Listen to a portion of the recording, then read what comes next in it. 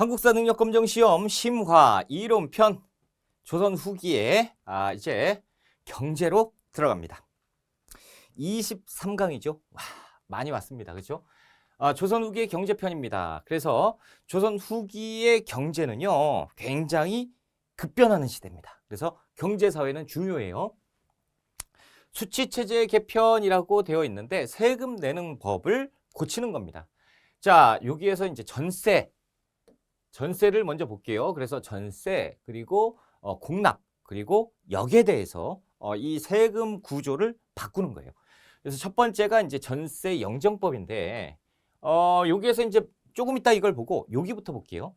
자, 과전법이라는 제도가 있었어요. 그렇죠? 그래서 과전법에 의해서 토지 1결당 미국 30두를 내게 했어요. 이게 이제 감이 안 오는데 굉장히 많은 양입니다. 그래서 세종 때 이것을 구분한다. 어떻게 바꿀 것이냐. 전분 육투법과 연분 구등법으로 바꾸자라는 공법을 제안을 하죠. 그렇죠? 자, 그런데 좋아요. 뭐냐면 대풍년, 대흉년으로 구분을 해가지고 나눠서 내기 했단 말이에요. 그런데 이게 잘 되는 것 같더니 잘 안 돼요. 이유는 뭐냐면 분명히 대흉년인데 어마어마하게 많은 세금을 막 부과를 해요. 왜 그러냐면 이걸 누가 평가를 해요? 이거 흉년이야, 풍년이야. 이것을 관리들이 평가를 해요. 이게 이제 문제가 되는 거죠. 그래서 이것이 잘못됐구나. 이게 왜 이런 부당한 결과가 났느냐라는 거죠. 이게 풍년과 흉년을 구분해서다라는 거죠. 앞으로 풍년과 흉년을 구분하지 않고, 자, 당시에 이 연분구등법에서 가장 낮았던 사두 있죠. 이 사두를 납부하게 하면 되겠다라고 해서 고정시켰어.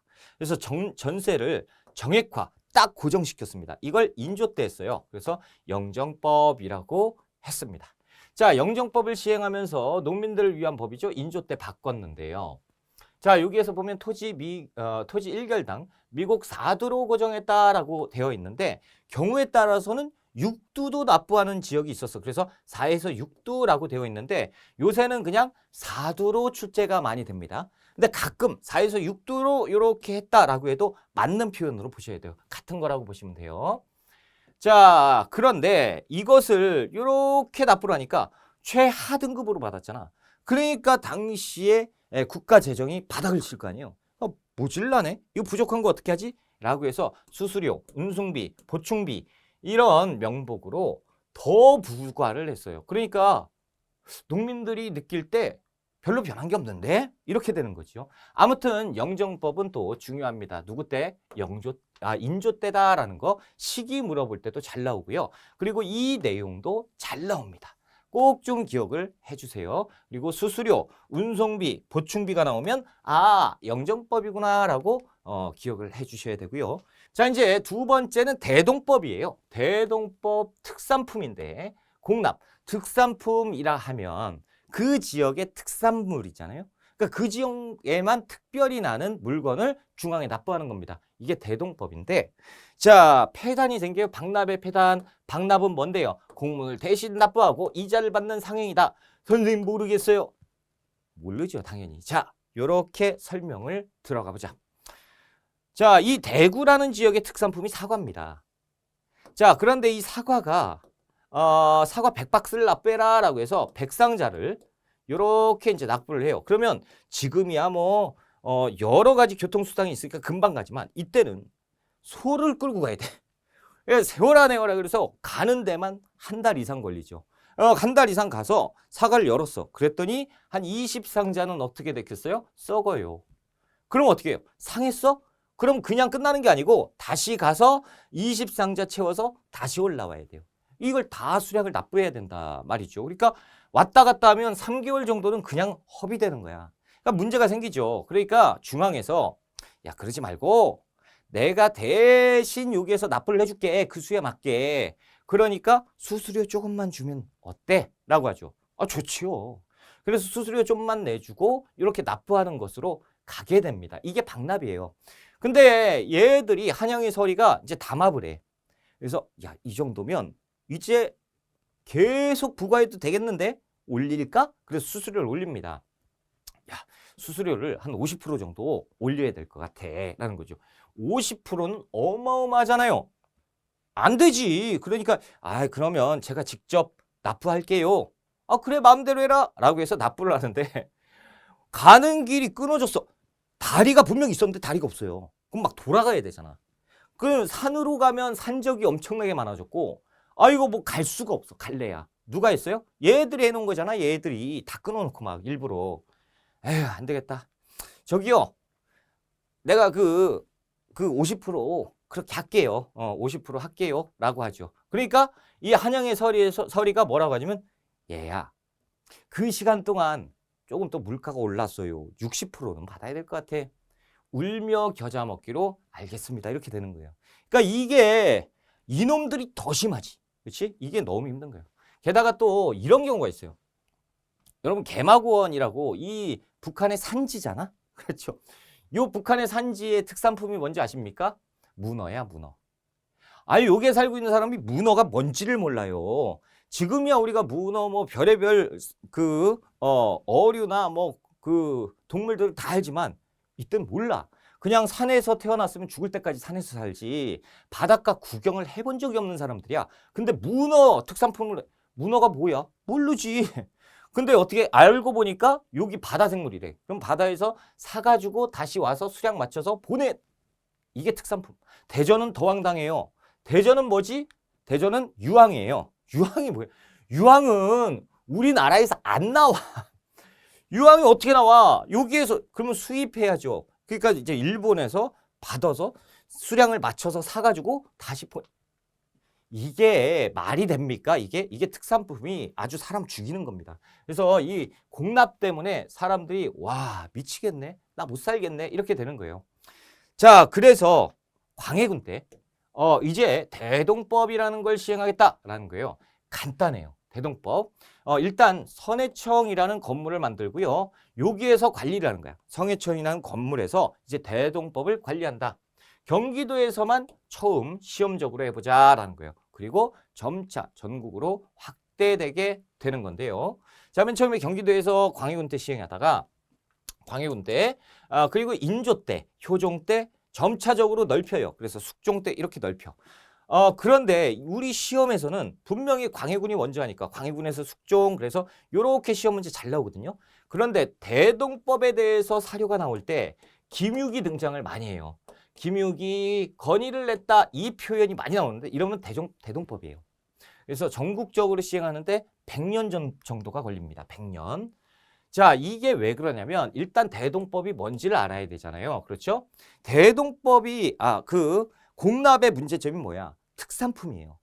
이 현물을 납부하다 보니까 문제가 생기는 거 아니야. 현물은 우리가 알아서 살 테니까 현물에 가름해서 비용으로 대신 내라라는 거예요. 그러니까 쌀이나 삼배나 무명 혹은 동전으로 사과 100박스를 납부하지 말고 거기에 대한 가격을 가름해서 쌀, 삼배, 무명, 동전으로 대신 납부해라 라는 거죠. 얼마나 편하고 좋아요. 그렇죠? 자, 그래서 대체로 토지 1결당 미국 12두만 납부하면 된다라는 거예요. 이것이 대동법입니다. 좋지요. 자, 이 상공 항상 납부하는 거 매년 별공 별도의 공납이에요. 그러니까 만약에 청나라에서 사신이 왔어. 근데 예정되지 않은 사신이야. 사신이 돌아갈 때 우리가 선물을 막 챙겨줘야 되잖아. 근데 현물이 없네? 그럴 때 별공이에요. 별도의 공납.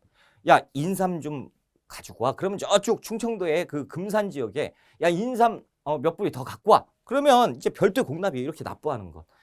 그리고 왕한테 진상을 하는 거죠. 지방관이 수령으로 부임이 됐어. 누가 임명한 거야? 왕이 임명한 거예요. 그러니까 왕 덕분에 내가 이 고을의 왕이잖아. 그렇죠? 사또잖아. 그러니까 부임하면 야, 이 지역의 특산품이 뭐지? 향리들한테 걷어와. 그래서 이것을 왕한테 진상하는 거죠. 이런 여러 가지 쉽게 얘기해서 지들 마음대로 그냥 걷어간 거야. 그러니까 얼마나 힘들어요. 자, 이런 상공이 문제가 되는 건데, 그렇죠? 게다가 서리들이 농간을 부려요. 그러니까 안 되겠다 그래서 대동법을 시행합니다. 자, 광해군 때 1결당 16두, 숙종 때 12두인데 요거 1결당 12두만 기억하세요. 요건 기억 안 해도 돼. 그래서 미포전, 그래서 쌀이나 포나 동전이에요. 동전. 돈으로 가름해서 납부를 해라라는 거죠. 그런데 지주의 반대로 100여 년이 소요가 됐다. 왜 그럴까요? 자, 분명히 이게 뭐죠? 특산품이야. 특산품인데 기준이 있잖아요. 뭐야? 토지 결수에 따라서. 그러니까 땅이 있는 사람은 공납을 더 내라라는 거예요. 그러면 양반이 땅이 있을까요? 평민이 땅이 있을까요? 양반이지. 그 양반들이 무슨 얘기야? 대동법을 시행해라. 그러면 세금을 왜 우리가 내? 특산품. 아니, 농민들한테 납부하라고. 근데 왜 우리한테 부과하는데? 그러면서 반대를 하는 거예요. 당연히 양반들이 지주니까. 그렇죠? 그래서 이 반대가 아니야, 그래도 시행할 거야. 안 됩니다. 그러다가 시행했다가 잘 안 되고 또 시행했다가 중단되고 시행했다가 중단되고 결국에 이제 정착되는 데까지 100년이 걸려요. 그래서 숙종 때 일부 지역을 뺀 나머지 전국에서 다 시행을 했다라고 보시면 됩니다. 그래서 광해군 때 경기도 해안에서 시행했다가 숙종 때 전국적으로 시행되었다라고 보시면 되겠습니다. 자, 그리고 나서 시행을 했어요. 그런데 이 공인이 등장을 해요. 공인이 누구냐라는 거죠. 자, 문제가 생깁니다. 이 대동법을 시행하고 나니까. 자, 뭐 어떤 문제냐면 이제 곧 사신이 오는데 선물을 이렇게 싸가지고 줘야 되는데 우리 그 중앙 창고에 인삼이건 이 사과건 이런 현물이 없는 거야. 현물 안 받았잖아요. 가름해서 받았잖아. 그러니까 이게 문제네. 아, 큰일 났네. 현물이 필요한데 얘들아 일로 와봐. 그래서 상인 며칠 불러요. 이른바 공인이라는 상인이 등장을 하는 거예요. 이 공인은 어떤 사람이냐면 특산품을 사오는 상인이야. 그러니까 여기에서 이제 관리들이 야, 돈을 줄 테니까 현물 좀 사와 라는 거죠. 알겠습니다. 그래서 사옵니다. 그럼 어디 가서 사오겠어요? 시장에 가서 사오겠죠. 시장에 가서 돈 주고 인삼 몇 뿌리 그래서 사오죠. 이 현물 특산품 구입 상인을 가지고 공인이라고 합니다. 그러니까 공인이 등장했다 그러면 대동법을 물어보는 거예요. 그렇지? 이거 꼭 알아야 돼. 그래서 공인이 등장을 하는데 또 웃기는 거는 어디 가서 사와요? 시장 가서 사와요. 시장. 그러니까 시장이 막 번성을 하는 거야. 시장이 막 커져요. 전국에 또 뭐가 화폐가 돌아요. 왜요? 아니 뭐 줬죠? 돈을 줬잖아. 그러니까 예전에는 돈 따위가 필요가 없었어. 돈 같은 게 필요가 없었는데 이제 시장이 필요하고요. 시장에서 이게 팔려? 그러면서 막 갖다 두면 돈을 가지고 편하게 돈 주면서 그래서 전국의 시장이 막 커질 거 아닙니까? 전국의 시장이 커지면서 전국에 돈이 돌기 시작하죠. 그런데 전국에 정착되는 게 누구 때라고? 숙종 때. 숙종 때 전국에 화폐가 도는 게 뭐예요? 상평통보야. 그러니까 이 대동법 하나 가지고 이 조선의 전체 경제가 뒤집어 엎어져요. 그렇죠? 자, 상평통보 이제부터 전국에 돈이 돌기 시작하는 게 대동법 때문이에요. 그래서 공인이 돈을 들고 시장에 가서 사고. 그렇죠? 그러다 보니까 전국의 시장, 장시가 발달을 합니다.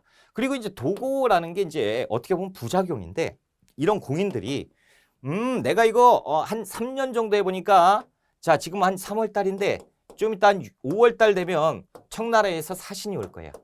내가 이제 알거든. 그러니까 공인들이 자신의 사돈의 팔촌에 다 불러요. 그런 다음에 내가 돈을 줄 테니까 전국에 있는 인삼을 싹쓸이 해와 라고 해요. 그래서 인삼을 싹 다 삽니다. 역시나 이제 한 5월 정도 되니까 관리가 불러요. 야, 공인들 일로 와. 공인들 갔어.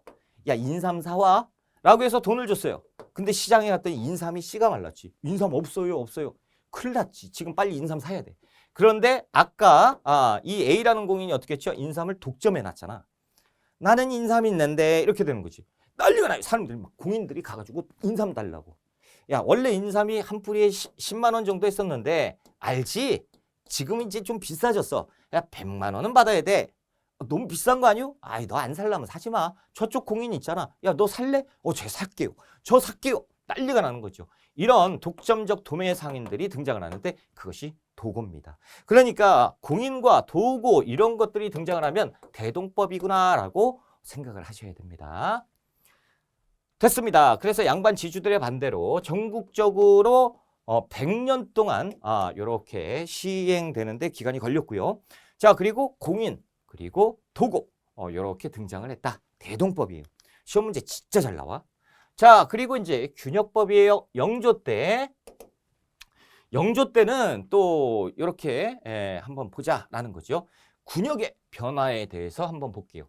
자, 보법이 시행됩니다. 보법 세조 때. 그렇죠. 그래서 정군과 보인 이렇게 해서 정군이 이제 군대를 가야 돼. 근데 제가 이제 저번 시간에 한번 말씀드렸는데 군대 가는 게 보통이 아니잖아요. 1년에 그냥 시도 때도 없이 너 일로 와. 군대 와. 군대 와. 군대 가기 정말 짜증나죠. 농사 짓다가 군대를 가야 돼. 그러니까 생업이 안 돼. 그렇죠? 짜증나 죽겠네 라고 하는 거죠. 그러다 이제 편법이 생겨요. 이때 호패만 빌려주고 네가 대신 군대 가. 이렇게 되는 거지. 그러니까 호패만 가지고 나는 돈 받고 갑돌이 대신 군대 왔지. 불법이죠. 대립, 대신 섰다라는 대립죄가 성행합니다. 자, 이것을 관에서 알아버렸어요. 관에서 알아버렸어. 국가에서 알아버리고 야 이거 봐라. 얘들이 이렇게 불법을 자행한다 이거지. 이걸 처벌을 하는 것보다 이걸 합법화시키면 국가 재정이 좀 도움이 되겠는데 라고 해서 합법화를 시켜버리니 그것이 군적수포제예요. 이건 뭐냐면 이제부터 1년에 군포를 내면 합법적으로 군대를 면제해줄게 라고 하는 거죠. 근데 이게 이제 문제가 있어. 어디 현은요 1년에 2필내, 어느 현은 1년에 3필내. 그러니까 2필, 3필 다 틀려. 그러니까 막 이사 가고 막 난리가 나요. 그러다 이제 전국적으로 요거 통계를 내보니까 2필이에요. 2필. 1년에 2필 내면 보통 여기 면제되는구나 이렇게. 근데 이 2필도 아까 보셨죠? 삼정의 문란. 심각한 거야. 그러니까 영조가 가만히 있어봐. 안 돼. 이 2필도 많어. 이제부터 한 필로 고정시켜 라고 하는 거죠. 완전 50% 한 70%를 감한 거야. 세금을. 요것이 매년 군포를 군필 한 필만 내면 군 면제하겠다라고 하는 것이 영조 때 균역법이에요. 그래서 부족한 그 부족부는 지주한테 결작이라고 해서 돈을 더 내게 해. 그리고 이제 선무군관포라고 해서 군대에 가면요. 그냥 보통 이제 그 보인으로 그냥 가면 막 허드레 일을 하고 별일을 다 할 거 아니에요. 근데 선무군관이라는 관직을 만들어. 그러면 여기 가서 세워라 내워라 하다가 시간만 때우고 오면 되는 거예요. 이 선무군관, 선무군관포 해서 한 필 더 내잖아? 그럼 너 그거 시켜줄게. 그러는 거예요. 어장세, 선박세. 자, 선무군관포, 어장세, 선박세가 나오면 균역법을 푸는 문제고 균역법에 대해서 얘기할 때 영조, 시기 묻는 문제가 잘 나옵니다. 꼭 기억을 해 주셔야 돼요. 그래서 균역법은 영조 때고요. 그리고 1년에 군포 한 필만 납부하면 되겠습니다. 그리고 결작이라고 해서 미국을 더 내라 라고 지주에게 부담을 시켰고 선무군관포, 어장세, 선박세 이런 잡세를 부과해서 모자란 거를 보충했어요. 자, 이제 농업경제 발전 한번 볼게요. 농촌의 변화라고 되어 있는데요. 역시 중농정책이죠. 기본은 중농이야. 자, 모내기법이 확대됩니다. 자, 모내기법. 이 모내기가요. 이 이익이 극대화되잖아. 그렇죠? 그래서 정부에서는 맨 처음에 금지시켜요. 안 돼! 왜냐하면 평민들이 갑자기 부자가 되잖아. 농민들이. 그러니까 맨 처음에 금지시키는데 명분이 있어야 될 거 아니에요. 모내기는 말이지. 가뭄이 오잖아. 다 말라 죽어. 그러니까 이거 하지 마. 그런데 이게 됩니까? 사람들이 다 알아버렸어요. 뭐야, 쌀농사가 이거보다 좋은 게 어딨어. 그래서 모내기를 막 해요. 그래서 정부의 금지령을 이렇게 했는데도 불구하고 너무 커지니까 이게 뭐 유야무야 그냥 없어지는 거예요. 그래서 모내기법이 전국적으로 확대되는 것이 조선 후기예요. 자, 그리고 이 이양법이라고 하는데 이것은 옮길 이자잖아요. 그래서 모내기는 모판에다가 조그맣게 이렇게 심어놓는 이 모판을 옮겨 심기예요. 그래서 이양법, 이게 모내기법이고 이모작은 2번 지을 수 있는 거야. 그래서 벼와 보리의 이모작 이런 것도 확대되고 그러니까 전국적으로 다 확대되면 조선 후기다라고 보시면 돼요. 이거 모르셔도 되고 얘는 아예. 자, 그리고 광작이 성행하잖아요. 그렇죠? 이 광작. 그래서 광작은 아시잖아요. 땅을 사. 그래서 농민들이 이 땅을 다 그 땅을 그냥 놀리게 되는 거고 농민들은 다 팔았어. 2년 뒤에 먹고 살 게 없어 라고 할 때 관리들이 소작해라. 저 소작할게요. 그래서 자기 땅에서 2년 전에 자기 땅에서 소작해서 50%를 뜯기게 되는 병작 반수제, 지주전호제 이것이 이제 확대가 되잖아요. 이게 뭐예요? 광작이지. 이 광작이 전국적으로 확대가 된다니까요. 그렇죠? 그러니까 농민들이 살기가 힘들다라는 거. 자, 그리고 조선 후기 하면 무조건 이거 출제야. 상품작물. 예전에는 자급자족. 그러니까 우리 집 앞마당에다가 1년치 농사를 지어요. 그러니까 이제 상추를 먹어야겠다 그러면 상추 심고 뭐 심고 고추 심고 막 이렇게 해서 먹었단 말이야. 그런데 이제는 팔기 위한 거야. 전국의 시장이 확대가 되다 보니까요. 인삼, 담배, 목화, 채소, 약초 이런 것들 이게 이제 밥 대용이에요? 아니잖아요. 이런 상품 작물 밖에다 내다 팔기 위한 상품을 이렇게 재배하기 시작합니다. 상품 작물 얘기가 나오면 무조건 조선 후기. 그렇죠? 그래서 기본적으로 밭농사가 중심이에요. 자, 그런데 쌀도 팔아요. 어떤 농민이 시장에 가서 쌀을 팔고 있는 거야. 사람들이 손가락질이지. 야, 쌀이 팔리냐 저게. 아이고, 저 바보 같은 쌀을 내다 팔어. 근데 팔려요. 왜 그러죠? 대동법 시행할 때 미포전이잖아. 쌀을 대납할 수가 있어요. 그러니까 돈 재산의 척도로서 쌀이 이용된단 말이야. 게다가 또 미포전으로 대동법으로 쌀을 납부하다 보니까 우리 집에 먹을 쌀이 없네? 그래서 쌀을 사는 경우도 있고. 그러다 보니까 쌀이 또 팔려요. 그러니까 원래는 밭농사 중심이잖아. 그런데 쌀을 팔았는데 이윤이 극대화되는 거야. 그러니까 이걸 안 사람들이 야, 나는 밭을 논으로 바꿀래. 그래서 논으로 바꿔가지고 이렇게 쌀로 재배하는데 이게 이제 상품 작물이죠. 쌀도 이렇게 되면. 그래서 이런 현상도 일부 생겨요. 그래서 원칙은 밭농사고 일부 논농사도 이렇게 됐다. 자, 그리고 구황작물, 고구마, 감자 이런 것들이 외래종이거든. 그러니까 고구마는 일본에서 오고요. 감자는 청나라에서 와요. 그래서 조선 후기에 그래서 이것을 고일 감청이라고 외우면 됩니다. 그래서 이거는 진짜가 아니고 그냥 암기하자는 거야. 고등학교 1학년은 감청해야 돼. 얘들이 사고를 너무 사기가 아니고 사고를 너무 많이 치니까 감청하자 그래. 고1만 감청하자. 고1 감청이라고 외우면 그러면 우리가 맞을 수가 있습니다. 예전에 시험 문제 고구마가 어쩌고저쩌고 나왔어. 조선 후기에 대한 문제를 찾으면 끝나는 거예요. 이런 식으로 이제 출제가 되고요. 됐습니다. 농민들은 세금 때문에 너무 살기가 힘들어서 몰락하고 토지도 뺏기고 소작지도 잃어버리고 농민들이 이탈하죠. 세금 못 내. 그러니까 농민들이 자기 땅에서 농사 짓는 땅에서 이탈해서 산으로 가고 그렇죠? 농촌을 떠나서 막 광산, 포구 이런 데 가서 새롭게 새로운 직업으로 살게 되는 거예요. 이런 일들이 있었습니다. 자, 그래서 고려시대에 기피가리가 일반화되었고 2년 3작의 윤작법 시작 뭐 중요하지 않아요. 이쪽도 중요하지 않아. 뭐야? 조선 후기에는 전국 시행이에요. 이양법이건 이모작이건 요거 기억하면 돼요. 그럼 조선 후기 전에는 일부 시행했겠지. 다 일부잖아, 일부. 그렇죠? 이렇게만 기억하시면 되고요.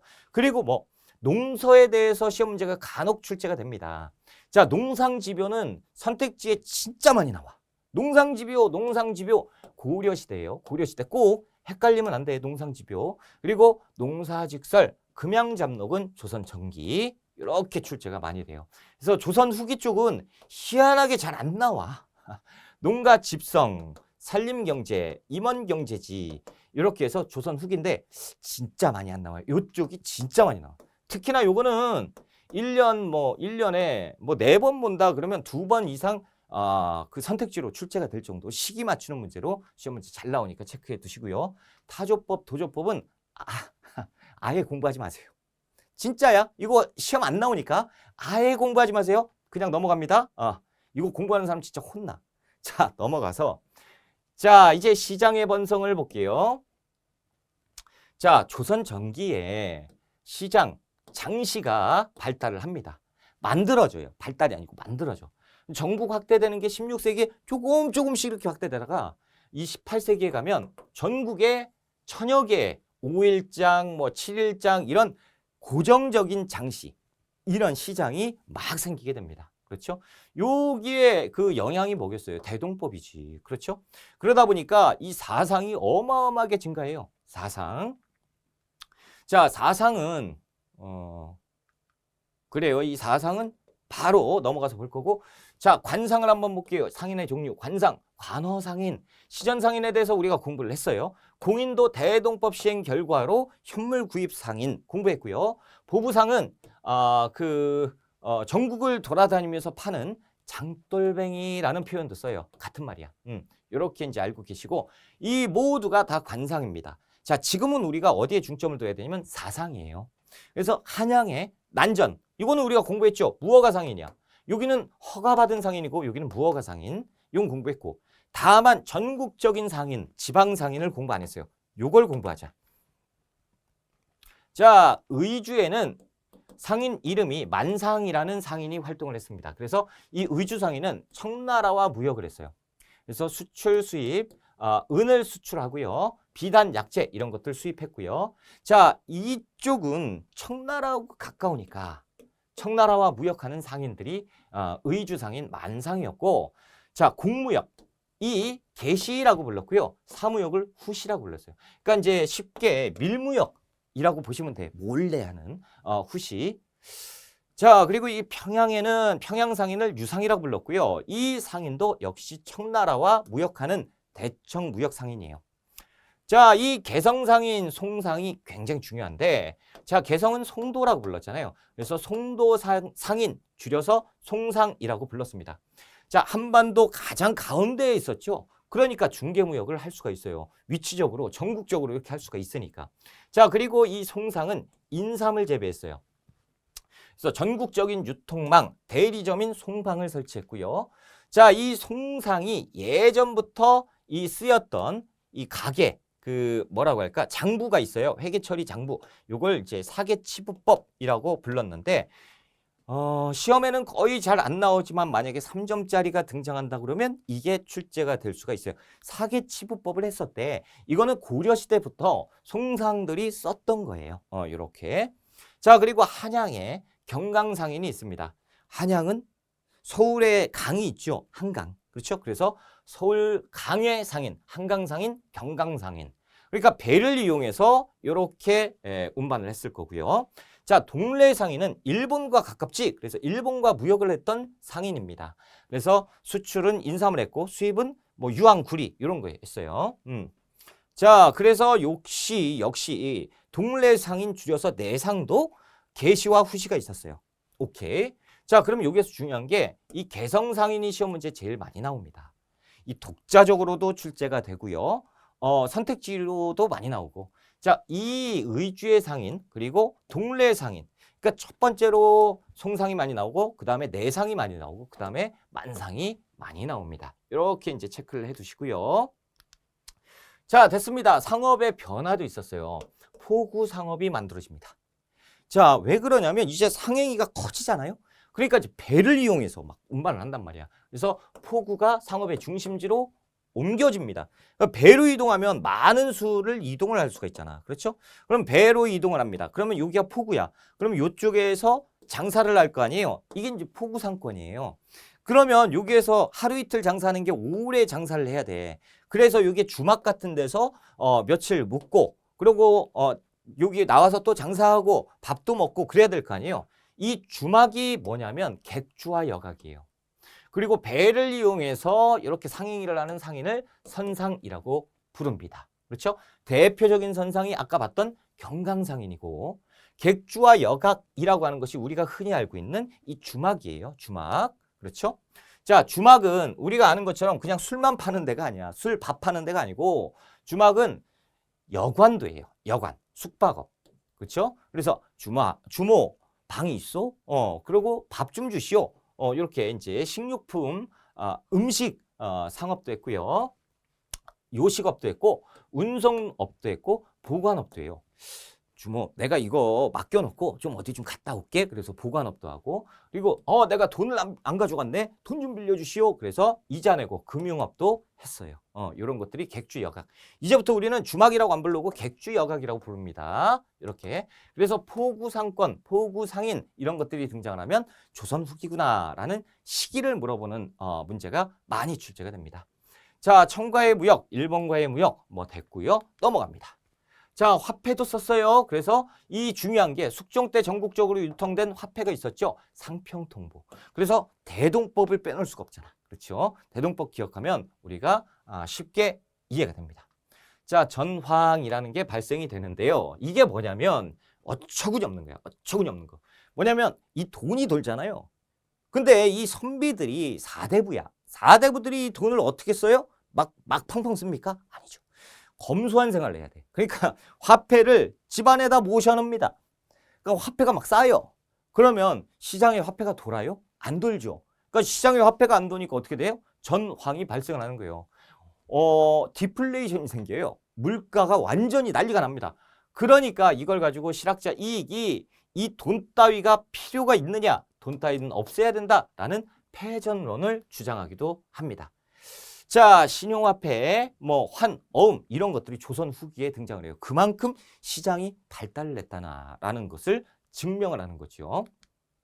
자, 수공업과 광업이라고 되어 있는데, 자, 수공업, 민영수공업이 엄청나게 발달을 하고요. 이런 점 같은 것이 등장을 해요.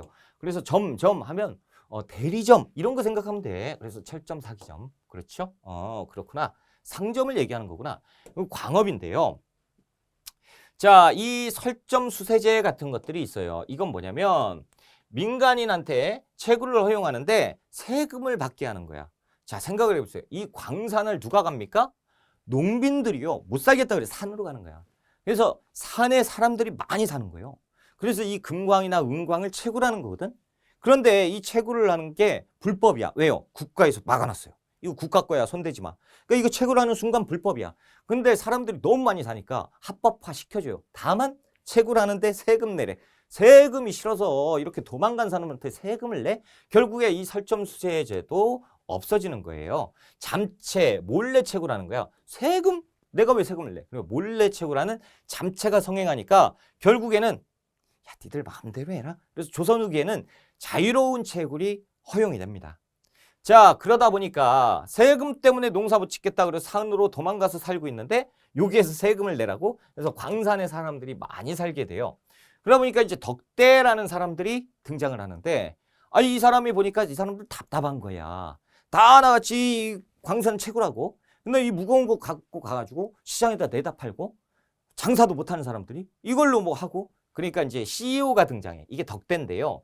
덕대가 야, 지금부터 임무 줄게. 넌 힘세니까 채굴 말해. 자, 그리고 너는 이 운반을 해. 운반. 그리고 너는 잘 얘기하니까 판매하고 수익을 네가 나눠. 이런 CEO가 등장을 하니 덕대입니다. 그래서 이 덕대에 대해서 덕대라는 단어가 나오면 조선 후기를 푸는 문제예요. 자, 넘어갑시다. 우리가 사회편으로 넘어갑니다. 사회. 조선 후기 사회. 자, 사회에서 보면 이 양반들이 분화합니다. 이게 엉망진창이 되는 거예요. 왜 그러냐면 자, 조선 전기에는 그런 문제가 없었어요. 그런데 조선 후기로 가면서 신분제가 엉망진창이 됩니다. 자, 그걸 단적으로 제가 보여드릴게요. 자, 왕이 있고 양반이 있고 농민, 천민이 있어요. 자, 이 양반이요. 상위 몇 프로였죠? 4% 정도밖에 안 됐던 양반이에요. 그런데 전쟁이 터지고 임진왜란, 그 다음에 이제 막 그 공명첩, 납속책 이런 것들이 등장을 하면서 이 농민들이 양반이 된단 말이야. 이게 불법이에요? 합법이에요. 조선 후기에 이렇게 변합니다. 자, 공명첩은 뭡니까? 이름이 비어있는 첩지예요. 농민들이 돈을 주고 공명첩을 사면 양반이 됩니다. 그래서 70%가 넘는 수, 거의 80%에 육박하는 수가 전체가 양반이 돼. 자, 그리고 천민들은요. 관청에 일정 비용을 납부하면 납속책이라고 불렀는데 이걸 납부하면 면천이 돼요. 그럼 난 농민이 된단 말이야. 그러면 이 농민이 난 천민이었던 노비였던 사람이 농민이 됐어. 그러면 열심히 돈 벌어서 공명첩을 하면 양반이 되네. 노비가 양반이 되는 세상이 조선 후기입니다. 그러니까 자연스럽게 뭐가 최고야? 돈이 최고죠. 그러니까 조선 전기에는 돈을 알기를 우습게 알았는데 조선 후기로 가면서 돈이 최고인 세상으로 변해버리는 거예요. 나도 양반할 수 있어. 이렇게 되는 거죠. 자, 그러다 보니까 이 문제가 생겨요. 양반층에서도 분화가 됩니다. 자, 옛날부터 있었던 양반들 있죠? 이 양반들을 구향이라고 불러요. 예전부터 양반. 자, 그러면 이 70%라고 하는데 거의 65% 정도 되는 사람은 원래 양반이에요? 가짜 양반. 그렇죠? 양반들이 볼 때 이게 가짜야. 그래서 새로운 양반이라고 해서 신양이라고 부릅니다. 그래서 이 구향과 신양이 이렇게 있다 보니까 얘들끼리 갈등을 빚어요. 자, 이게 엉망진창이 되는 거예요. 구향. 자, 옛날부터 상위 4%의 양반, 권반이에요. 그래서 중앙의 특권층, 우리가 서인이니 남인이니 북인이니 했던 특권층, 이들이 그대로 조선 후기에 권한 있는 양반으로 넘어갑니다. 특권을 유지하는 권한 있는 양반이죠. 자, 지방에 있는 양반을 향반이라고 불러요. 그래서 향촌에서 위세를 유지하는 세력, 그러니까 집안 양반을 향반이라고 불러요. 자, 그런데 잔반이 있어요. 몰락 양반이 있는 거예요. 자, 이해가 안 되죠. 양반인데 몰락했어? 왜 이런 일이 벌어지냐면, 자, 과거 시험이 있어요. 자, 이 과거 시험을 봐야 양반으로 탑 업그레이드가 되는 클래스. 이해가 되시죠? 그런데 과거 시험이 몇 년에 한 번이야? 3년에 한 번이에요. 그런데 내가 자꾸 떨어져. 10번 떨어졌어. 그러면 몇 년이에요? 30년. 자, 10번 떨어지면 30년이야. 그럼 이 뒷바라지를 누가 해요? 식구들이 다 한단 말이야. 그러니까 과거 시험에 올인, 몰빵하니까 가세가 기울죠. 그러니까 무늬만 남아있는 몰락 양반들이 많이 생기는 거예요. 자, 그런데 신양, 새로운 양반들은 누구죠? 분홍이요. 부자인 농민들이 돈을 주고 양반, 그러니까 이 분홍들은 양반을 샀어요. 그리고 나서 부자처럼 살죠. 그렇죠? 이렇게. 그러다 보니까 이 갈등이 예전 양반과 새로운 양반이 갈등을 겪게 되는데 특히나 이 둘이 미친 듯이 싸우게 되는 거예요. 자, 보세요. 지방에 이런 일이 비일비재했어요. 자, 여기 완전히 누더기 옷 입고 오늘 저녁 뭘로 먹냐 막 이러면서 오늘 저녁을 걱정하는 몰락 양반 잔반. 새로운 양반 신양인데 딱 봐도 비단 옷 입고 다니잖아. 나 새로운 사또한테 인사하러 가야지. 이렇게 지나가요. 그런데 여기에서 갑자기 잔반이 화를 냅니다. 어디 싼것이 말이야. 비단 옷에 갓 쓰고 말이야. 양반한테 인사도 안 하는데 라고 얘기하니까 신양이 이 양반 보게 나도 양반이야 이 양반아. 그러면서 막 뭐라 하는 거죠. 이것이 조선 후기 지방에서 전쟁이다라고 해서 향전이 일어나는 거예요. 향전. 그러니까 누가 열받아? 신양이죠. 와, 열받는 거야. 이렇게 가난한 사람한테 말이야. 이렇게 삿대질 당하고 화딱지 나는 거죠. 난 부자고 돈도 많고 양반인데 합법화된 양반인데 인정을 안 해 이것들이. 어떻게 할까? 너무 분한데 그래 조금 있다가 신임 사또가 온다니까 기다리세. 그래서 신임 사또가 부임을 한대요. 신임 사또가 딱 옵니다. 그럼 여기서 마을에 양반들이 딱 나와서 기다리고 있어. 그래서 양반들이 딱 이쪽으로 가시죠. 아이고 이 동네에 양반들이 잘 부탁드립니다. 사또일로 가세요. 준비해놨습니다. 이렇게 이제 술상을 만들어 놓고 신임 사또한테 딱 얘기를 하는 거죠. 사또가 뭐 이렇게 환영식을 거하게 이것도 한 받으시죠. 라고 해서 여기에다 딱 올려놔. 딱 뭐예요? 딱 열어보니까 금으로 된 두꺼비가 이러고 쳐다보고 있어요. 아이고 감사합니다. 뇌물 받은 거지요. 뭐 힘든 거 있으시면 언제든지 말씀해 주세요. 라고 얘기하는 거죠. 아니 별건 아니고 우리가 이제 신앙인데요. 이것들이 막 인정을 안 하고 힘들어 죽겠어요. 우리 양반인데 걱정하지 마세요. 제가 다 해결해 드릴게요. 라고 하는 거죠. 자, 이 사또가요. 제가 이 고을의 새로운 수령이니까 우리 고을에 양반 명단을 좀 주세요. 라고 얘기하는 거죠. 지방에 있는 양반들이 그래요. 새로 작성해서 드릴게요. 라고 이렇게 딱 드립니다. 자, 그러면 여기에서 사또가 딱 해서 맨 뒷장에다가 이 신양들의 이름을 적어 놓는 거지. 그리고 이제 돌려주는 겁니다. 자, 유양소에 신양들이 이러고 가. 그러니까 양반들이 이 싼 것들이 여기가 어디라고 오는 거야? 절로 안 가! 이놈들아! 썩 물러가! 그러면 이제 신양들이 호호 이 양반들아 그 양반 명부 확인해봐 이 양반아. 딱 봤는데 왜 있네 통과 이렇게 되는 거예요. 그러니까 이런 일들이 있는 거예요. 지금 보면 신양이 누구하고 수령과 결탁했죠. 이걸 가지고 관건과 결탁했다라는 표현을 쓰게 되는 거예요. 이게 지방의 전쟁이다라고 해서 향전이라고 부릅니다. 자, 양반의 분화. 그래서 권반, 권한 있는 양반, 향반, 집안 양반, 그리고 잔반, 지방에서 완전히 몰락한 양반, 신양 이렇게 분화가 되고요. 더 웃기는 건 조금 이따 보시면 아시겠지만 농민들도 분화가 돼. 자, 신양의 성장. 그래서 향전이라고 했지요. 그래서 신양이 구양에게 도전하는데 관건과 결탁한 다음에 도전하는 거예요. 지금 보신 것처럼. 자, 그러니까 이제 구양들이 안 되겠다라고 하는 거죠. 우리는 동약을 실시한다라는 거예요. 원래 그 고을에 법이 있잖아요. 그게 뭐였어? 향약, 향촌의 자치구약 있어요. 그렇죠? 자, 향약은 그 동네에 모든 사람들이 지키는 건데 여기에 동족 마을을 형성을 해요. 동족 마을 뭐냐면 우리 식구들, 그러니까 이제 동성촌락, 어디 김씨, 어디 이씨 이런 사람들이 동성, 같은 성에 마을을 만들어요. 그런 다음에 우리만 지키는 동약을 딱 만들어. 그러면 새로운 그 양반들은요, 이 족보 이런 게 있어요? 없잖아. 그러니까 이 동성 이런 게 없어. 그러니까 우리는 향약을 지키는데, 향약, 야 우리는 있잖아 동약을 만들어서 지켜, 니들 가짜야, 이렇게 되는 거예요. 동족 마을을 형성하고요, 이 동약을 실시하게 되는 겁니다. 그렇죠? 자, 그리고 서원과 사후, 그래서 우리 집안의 조상들을 이렇게 사당을 만들어 놓고 제사 지내는 거야. 그 신앙은 없잖아, 조상이. 내가 지금 첫 번째인데, 그렇죠? 이런 걸로 구분을 했다라는 거예요. 자, 이제 중인층의 불만이라고 돼 있죠. 자, 보세요. 평민들은 양반으로 초고속이 돼. 자, 그리고 이 천민들도 평민이 돼서 양반까지 가고 있는데, 우리 중인은요, 원래 쌍것들보다 높은 신분이야. 그러니까 우리는 뭐 그렇게까지 비용 내가지고 똑같이 이렇게 하기는 자존심이 상해. 이런 세력들이 중인이에요. 게다가 중인들은요, 전문직입니다. 기술관들이에요. 전문직이고, 서양도 왔다 갔다 하는 역관 있죠. 역관은 앞에 통자가 빠진 거예요. 통역관. 지금으로 따지면 외교관들이 중인이거든. 그러면 서양의 그 문물 같은 걸 막 들어올 수 있는, 그러니까 이제 서양의 선진 문물을 먼저 접했던 세력들이 중인 출신 역관들이 많았어요. 그리고 실제적으로 실무를 담당했던 게 다 중인인데, 중인은 막 문과 응시를 막 금지시키고 막 그래버리니까 제약이 있어. 열받죠. 우리도 신분 상승할 수 있게 해달라. 그래서 서울들이 허통운동, 소청 계속 상소를 올리는 거예요. 근데 되겠습니까? 안 되죠.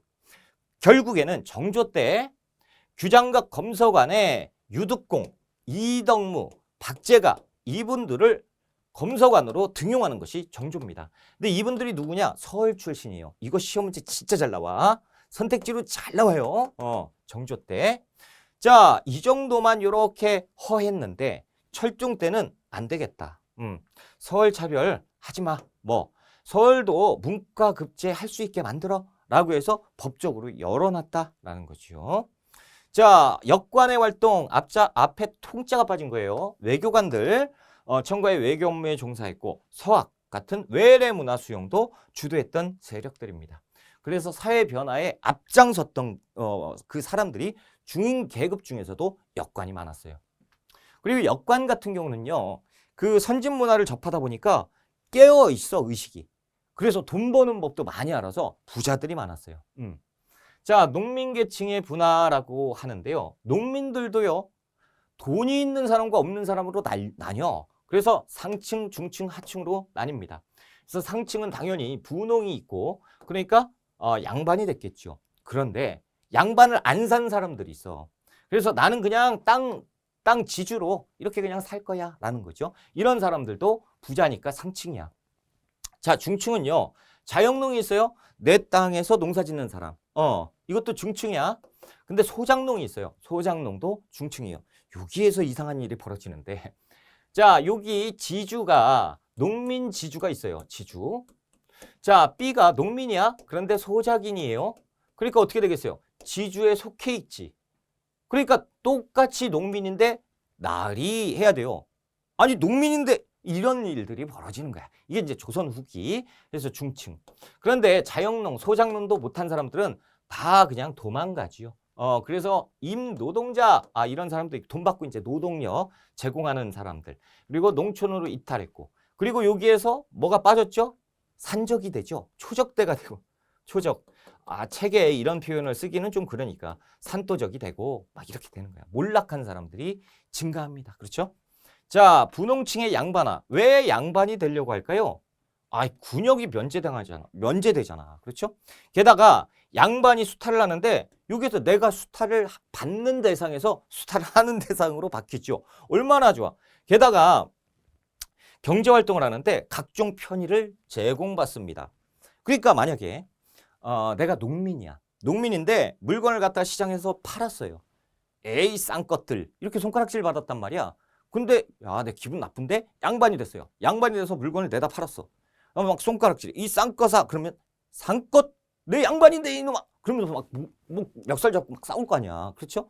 그러니까 아유 저 양반인데 저기 저러고 있네. 아유 그러면서 그냥 뭐야 내 양반이 된 사람은 편하게 장사할 수 있잖아요. 얼마나 좋아요. 그렇죠? 그리고 향촌 사회에 가서 영향력도 행사할 수 있어요. 열받죠? 그러면 유양소 가서 향약 고쳐버리는 거야. 이렇게 됐습니다. 자, 노비제도도 변화하는데요. 자, 신분 상승이 가능하죠. 그렇죠? 그리고 공노비가 있어요. 공노비, 산노비가 있고 공노비를 야, 니들 다 풀어줄게. 그래서 납공노비로 맨 처음에 바꿔요. 납공노비 뭐냐면 그냥 밖에 나가 살아. 그래서 이 돈을 납부하란 말이야. 그래서 거의 뭐 자유인 비슷하게 바꿔줘. 그래서 일정한 그 비용을 납부하는 신공이라고 하거든요. 노비 신공. 이거를 납부해. 그래서 재정을 확보하는 거예요. 도망 노비도 엄청나게 증가하고요. 자, 이게 중요한데요. 공노비를 해방시켜요. 순조 때 공노비 6만 6천 명을 해방시킵니다. 그러니까 우와 순조가 진짜 인간적인 사람이구나. 이렇게 노비를 위해서 해방을 시켜줬구나. 아니요. 그게 아니고 생각을 해보자고.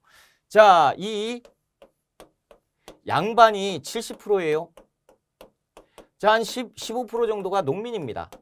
자, 원래 세금, 국가의 세금 대부분을 누가 담당해? 평민. 근데 예전에 이렇게 4%였을 때는 거의 뭐 90%였잖아요. 이 90%였던 농민이 세금을 납부했어요. 그런데 이 90% 납부해야 될 세금을 15%가 됐어. 그러니까 어떻게 되냐면 15% 된 농민들이 예전에 90%가 납부했던 비용을 부담하는 거야. 몇 배예요? 와, 이거를 부담해야 돼. 그러니까 보세요. 그럼 양반들한테 세금 내 그럴 수는 없잖아. 그렇죠? 그렇다고 노비한테 세금 내 그럴 수는 없고. 근데 제일 편한 건 노비한테 세금 걷는 거거든. 그래 이렇게 하면 되지. 이 노비를요 평민으로 바꿔버려. 그러면 서로 좋잖아. 그래서 국가 재정을 해결하기 위해서 한 것이 순조 때 공노비 해방입니다. 꼭 기억하세요. 이것도 시험 잘 나옵니다. 자, 그리고 이제 노비 제도가 싹 다 없어져요. 자, 여기에서 보면 순조 때 공노비 해방했죠. 그리고 고종 때 이제 그 갑오개혁에 의해서 노비 제도가 없어집니다. 그렇죠? 그리고 영조 때 노비 종모법으로 바꿔요. 원래 고려에서 조선 전기까지 일천즉천, 한쪽이 천하면 즉시 천하니까 노비의 수가 폭발적으로 증가해. 그러니까 노비가 너무 많아. 그 노비가 많으면 좋을 것 같죠? 안 좋아요. 이 국가 재정이 바닥을 치잖아. 그러니까 영조 때 노비의 수를 감소시켜요. 그게 노비 종모법. 그게 뭐냐면 어머니가 노비만 아니면 노비가 안 돼. 그러니까 그러면 노비 수가 줄겠죠. 그렇죠?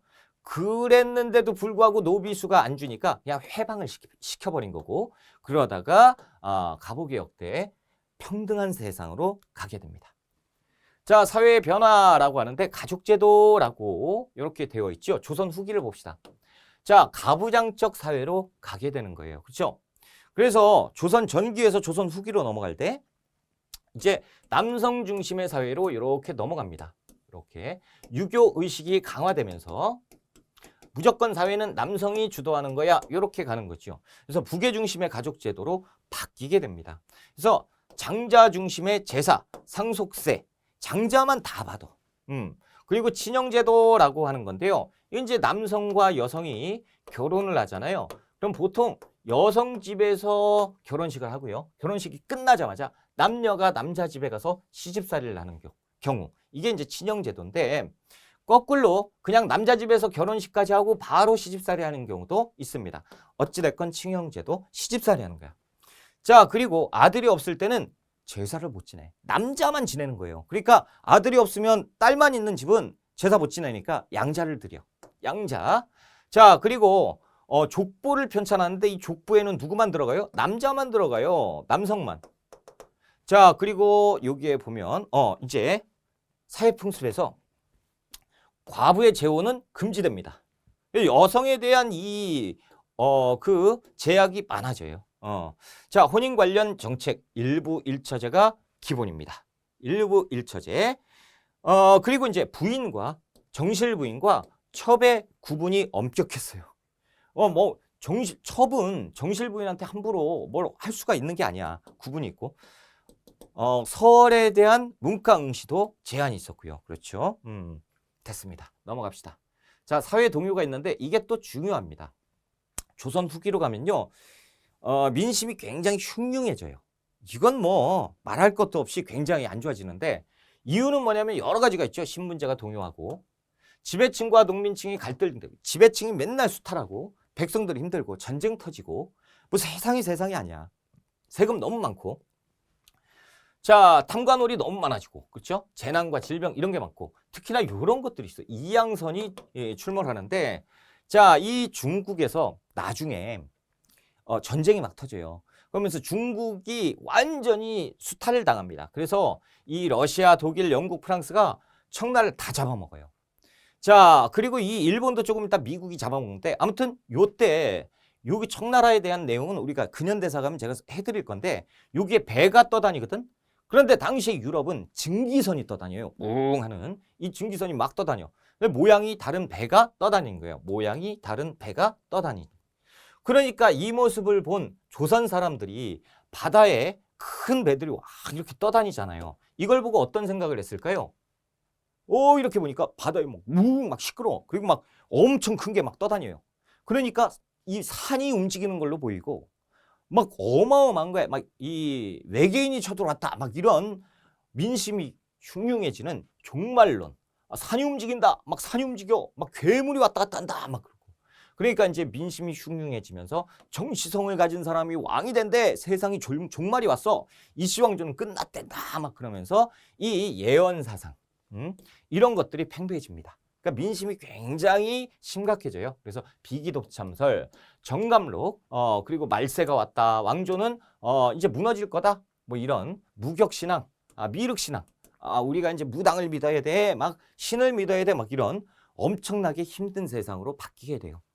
자, 17세기 중국에서 우리나라에 천주교라는 것이 들어오는데 우리나라에는 18세기 후반부터 천주교라는 것이 종교로 받아들여져요. 이게 무슨 얘기냐면 우리가 이제 다음 시간에 실학을 공부할 건데요. 실학이 이제 서학에서부터 와요. 그래서 서쪽에 있는 학문이다라고 해서 서학이 들어옵니다. 그러니까 당시에 우리 학자적 관료들이 이 선진 문화가 들어오니까 공부를 해야겠죠. 그래서 이 서학을 그대로 가지고 들어오는데 제약이 없었어. 그러니까 남인파 실학자 정약용 같은 사람들이 여기에서 공부를 막 합니다. 그러다 보니까 이 서학의 일부 이만큼이 종교의 내용이 있는 거야. 그것이 천주교가 같이 여기에 흡수돼서 들어온 거예요. 서학 내용 중에 천주교의 내용이 있네? 이걸 종교로 발전시켜볼까? 라고 해서 발전시킨 게 천주교예요. 학문으로 들어왔다가 종교로 발전됩니다. 그 내용인 즉슨 하느님 앞에 모두가 평등하다라는 거죠. 자, 이 내용을 보고 중앙정부에서 가만히 있을까요? 아니죠. 탄압하기 시작합니다. 과인과 노비가 평등하다고 이런 말도 안 되는 사이비 종교가 있어? 이들 가만두면 안 된다. 다 잡아들여. 이게 뭐예요? 천주교 박해예요. 자, 그래서 천주교 박해가 이렇게 진행이 되는 겁니다. 그래서 서학으로 들어왔는데 신앙으로 발전되는 것이 천주교입니다. 자, 천주교 박해 정조 때 처음으로 박해가 있었는데 이것이 신의 박해예요. 이게 이제 진산 사건이라고 하는 건데요. 당시 진산에서 있었던 일인데 진산에 윤지충이라는 분이 천주교 신자예요. 우리 어머니가 돌아가셨어요. 그래서 천주교 식대로 장례를 했습니다. 화장장이죠. 그러면 이게 당시에는 있을 수 없는 일이야. 뭐예요? 어머니가 돌아가셨는데 어머니 시신에다 불 질러가지고 태워버린 거야. 그러니까 중앙정부에서 봤을 땐 이런 동물 짐승만도 못한 놈들 이렇게 되는 거죠. 그러면서 이놈들 다 잡아와 이렇게 되는 거예요. 그래서 이 관련된 사건에 이 사건에 관련된 사람들을 다 사형하면서 이렇게 마무리 진 것이 신의 박해입니다. 자, 그리고 이 순조 때 신유 박해가 빵 하고 터지는데 이게 시험지에 엄청나게 많이 나옵니다. 신유 박해. 자, 순조 때는 가만히 생각해 보세요. 순조가 갑자기 집권을 했어요. 그렇죠? 왜? 정조가 갑자기 죽었으니까. 자, 그렇다면 조정은 어떻게 돼 있을까요? 순조가 왕이 됐습니다. 즉위했을 때, 자, 여기에 있었던 사람들은 다 누구 때 신하야? 정조 때 신하예요. 정조는 누구를 좋아했죠? 정약용이나 이런 사람들, 실학자들, 그렇죠? 정약용 이런 사람들이 고관으로 앉아있어 빨간 옷 입고 막, 그렇죠? 근데 순조 때는 어떤 세력이 등장을 했어요? 세도 가문들. 그래서 이 세도 가문들이 불법을 막 해야 되는데 이런 깨끗한 애들이 있으면 안 되잖아. 그때 이 순조 때 노론 벽파 세력 사도세의 사도세 자래 죄송해요. 이 세도 가문 세도 권력가들이 이들을 제거하기 위해서 당시에 정조 때 있었던 신하들을 다 제거하기 위해서 천주교를 정치에 종교를 정치에 악용한 사례가 신유박해예요. 이것들 봐라. 아직도 이런 것들이 있단 말이야. 가만히 있어. 이것들을 어떻게 밀어내지? 라고 생각하다 이놈들이 이 사이비 종교 천주교를 믿고 있구나. 이놈들 요걸로 밀어내면 되겠다라고 하는 거예요. 그래서 노론 벽파 세력들이 남인들을 탄압하기 위해서 천주교 신자를 박해한 사건이에요. 어디 말이야 이 사이비 종교를 믿는 것들이 고관으로 앉아있고 평등을 얘기하면서 이 조선 체제를 부인하는 것들이 이렇게 관리가 있을 수 있느냐 그러면서 완전히 쑥대밭을 만들어버립니다. 그 당시에 있었던 이 정약용의 큰형 어디 있어? 여기에 보면 정약종 사형이에요. 정약전 작은형은 흑산도에 유배가고 정약용도 강진으로 유배가고 정씨 집안이 완전히 몰락해버려요. 다 유배 사형. 자 이승은 뭐 사형 다 사형 이렇게 돼버려요. 그러니까 완전히 막 이 사형을 시키고 유배 보내고 난리가 나는데 이유가 뭐야? 천주교 믿었다고. 그러니까 천주교 신자들이 너무 억울하잖아요. 그래서 당시에 황사형이라는 분이 프랑스 주교한테 야 우리나라 지금 제정신이 아니다. 이거 너무 박해가 심하다. 우리 천주교 포교를 위해서 우리 좀 도와줄라 라고 해서 편지를 띄워요. 자, 이 편지를 띄우는데 아까 보셨죠? 어디로 가냐면 프랑스로 가는 게 아니야. 자, 중국에 프랑스 사람들이 여기 살고 있단 말이에요. 그러니까 여기에 이렇게 해서 가면 돼, 편지가. 그래서 이 편지를 보내는데 이 편지가 중간에 포졸의 눈에 띄어가지고 이게 발각이 됐어. 이거 뭐야? 내용. 황사형. 이 제정신이 아니구만. 그래서 완전히 난리 난 사건이 황사형 백서 사건인데 내용이 좀 심각하긴 해요. 뭐냐면 자, 이 천주교를 우리 조정에서 박해하고 있으니 자, 프랑스에서 군대를 일으켜서 우리나라를 완전히 장악을 해서 군사력으로 장악을 해서 이 천주교를 믿게 좀 해달라. 이렇게 그것이 여의치 않다면 중국과 합의해서 중국과 군대를 일으켜서 우리나라를 장악해서 중국의 하나의 성으로 만들어달라. 뭐 이런 좀 과격한 표현들이 있었어요. 그러니까 조정에서 봤을 때 이거 완전 역적이지. 황사형 이놈아! 그러면서 완전히 난리가 났던 사건이 황사형 백서 사건이에요. 자, 여기에서 중요한 건 뭐냐면 신유박해 다음에 바로 있었던 일이 황사형 백서 사건이에요. 꼭 아셔야 돼요. 그래서 신유박해 이퀄 황사형 백서 사건 아니지만 거의 비슷하다. 황사형 백서 사건 이퀄 신유박해다. 이렇게 아시면 되겠습니다. 자, 기해박해, 병인박해는 모르셔도 돼요. 어차피 이 기해박해는 거의 시험 문제 안 나오니까 모르셔도 되고 병인박해는 엄청나게 중요해. 그래서 근대사 가서 제가 자세히 설명을 드릴 겁니다. 자, 이제 동학이라는 게 발생을 하는데 이 동학이 또 문제가 됩니다. 1860년 경주 출신의 양반 이 최재우가 만드는 건데 자 보세요. 당시에 조선 그러면 천주교를 다 믿을 것 같잖아요. 근데 백성들이 천주교 믿냐? 라고 하는데 믿고 싶은데 딱 하나 걸려. 자, 제사를 금지해요. 그러니까 나는 우리 아버지 할아버지 제사를 지내야 되는데 천주교를 믿으면 제사를 못 지내. 그래서 애매해.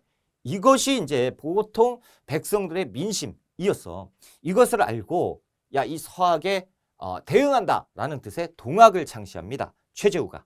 그래서 서학에 대응한다 뜻으로 동학, 동촉의 학문을 만들게 되는 게 최재우예요. 그래서 동학은 자, 유교, 불교, 도교의 내용을 한 번에 게다가 민간신앙까지 그러니까 제사도 지낼 수 있고요. 그리고 천주교의 내용 일부도 수용합니다. 그래서 이것을 다 아우르는 사상이 동학이에요. 그래서 모든 사람이 평등하다라는 시천주 사상과 인내천 사상, 내가 곧 하늘이다, 내가 하늘이다 라는 사상을 강조하죠. 그러다 보니까 중앙정부에서 이건 또 뭐야? 똑같은 놈들이네. 이것도 사이비 종교 아니야? 이거 누가 만들었어 저거? 최재우라는 놈 있지? 이놈 아주 사이비 종교 수장이야. 이놈 잡아와. 혹세무민. 자, 혹세무민은 뭐냐면 세상을 어지럽히고 백성을 현혹한다. 그래서 최재우를 처형합니다. 그래서 끝나는 게 아니고 이대교주 최시영이 교세를 확대시켜요. 그래서 동경대전, 동학의 경전, 동경대전과 용담유사. 그러니까 이것은 바이블이고요. 이것이 이제 찬송가 이런 거예요. 이렇게 해서 교단을 또 정비를 했다. 이것이 동학입니다. 자, 이제 우리가 조금 쉬었다가 문화편 들어갈 건데요. 문화편은 좀 많이 쉬세요. 문화편은 좀 많잖아, 내용이. 그렇죠? 좀 쉬었다 가겠습니다.